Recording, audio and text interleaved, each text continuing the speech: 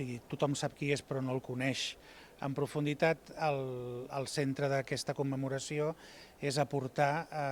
coneixement sobre la figura de Gaudí de gran rellevància, atès que és un personatge extraordinari que treballa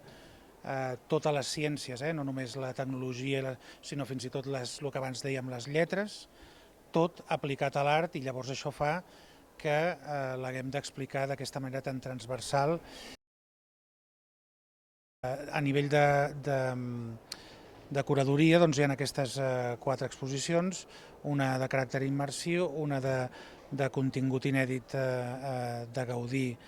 estrictament, amb els documents diguem-ne originals que comporta, una de més convencional que sobre Corea directament i després al Japó, i finalment també una en el Museu de la Música, tractant també un tema que no s'ha tractat mai, que és el Gaudí com a expert en acústica i la música que hi té en compte, i llavors es titula Gaudí, el so i la música. Aquesta itinerarà per als diferents museus que la recepcionin de la música més enllà del de Barcelona, que és on s'obrirà. Perquè el problema que hi ha amb Gaudí és que fins ara, quan s'ha estudiat científicament, s'ha fet sempre des de la part de la història de l'art i de l'arquitectura, i a més en l'àmbit també de la història crítica, amb la qual tot és molt interpretable, atès a la singularitat de que no tenim els seus documents com passaria amb Le Corbusier. I això fa que, encara que tinguem fonts secundàries i altres tipus de fonts, doncs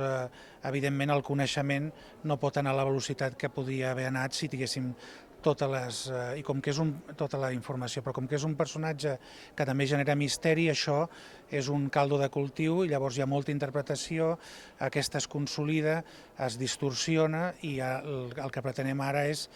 treure tota la quantitat immensa d'equívocs, atès que és un personatge internacional que el trobem a tots els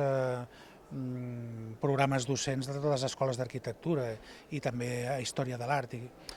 No pot ser que el tinguem, diguem-ne, amb aquestes llacunes immenses i amb aquestes distorsions. Per això s'ha apostat directament amb l'estudi i l'anàlisi científic de l'obra i la figura de Gaudí.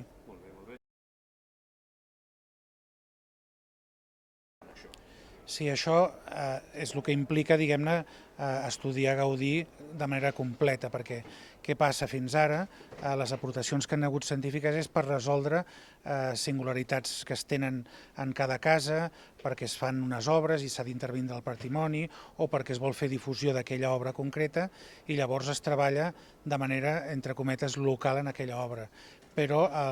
per entendre Gaudí se l'ha d'entendre amb la seva totalitat, a més pensant que sempre hi ha un equívoc d'aquesta evolució,